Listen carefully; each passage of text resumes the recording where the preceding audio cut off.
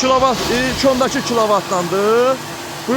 Bunun qiyməti 900 manatdır. Bu da 2 kilovat. Bunun qiyməti 800 manat. 900 manatlığı o tatmin atar. Bak. 2 kilovatda 3 kilovatdır. Bak, at onu. Bak. Bu qoşa sepli bıçaqdır. Bak. Bu qoşa sepli bıçaqdır. Bu üstü Sarxan stil bıçaqdır.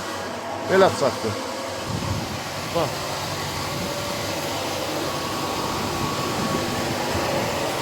Torpaq vurur. Motor səsini dəyişmir. Bunun qiyməti 900 manatdır. Bunun qiyməti 800 manat. Burada 4 kilovat var 1000 manat, 4 kilovat var 1100 manat. 4 kilovat var 1200 manat. Yok, otu biraz bu gecici oturur. Ama motoru yandırmır, motoru boğmur.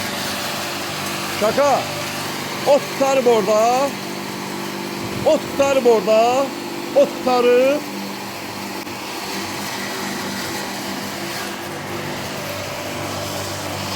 Yani video.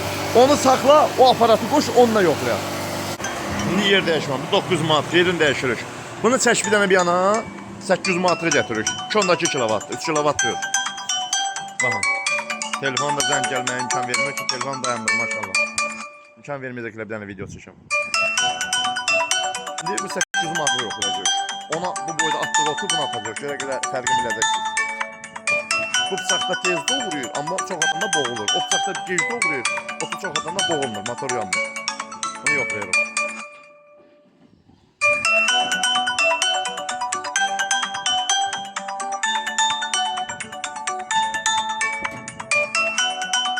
Yenə yeri problem deyil. Yerimiz biraz narahatdır. Təkərin biri göydə qalır, bir aşağıda qalır.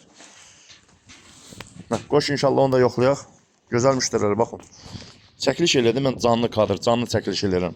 Və kimsəsə bu bıçaqdan da təşkil edə bilərik. Bax, belə bıçaq. Aferin.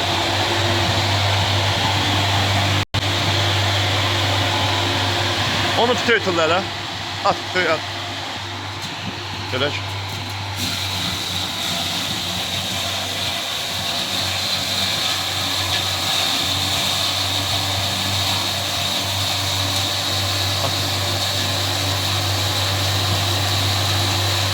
At onu tütüy.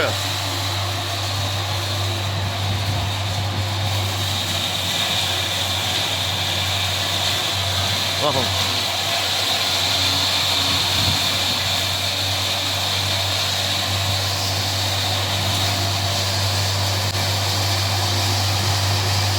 Söndür.